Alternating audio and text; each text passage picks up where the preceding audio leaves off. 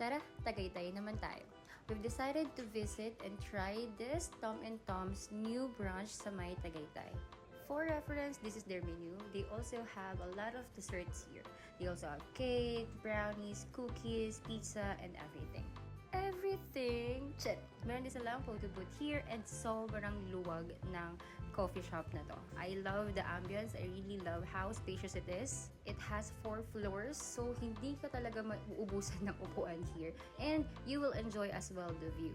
The structures, the design, I really love the peace that it gives me and also the relaxation that gives us as well. Here is my honest review regarding their drinks. With Spanish latte, there's no special about it.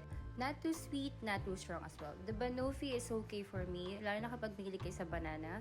With dirty matcha, I don't really like it. Hindi ko nalasahan yung matcha. I love their fruities here, lalo na yung iced tea peach na pinili ni Mama. Sobrang sarap niya. Medyo sweet lang talaga. And then the cookies and cream is 6.5. Hindi talaga siya masarap for me. The blueberry is okay as well, so it's by 8.5. Medyo matamis lang ng kaunti. Plus, they have live bands every Friday and Saturday, 7 p.m. to 11 p.m. Hope this helps. Yun lang. Bye!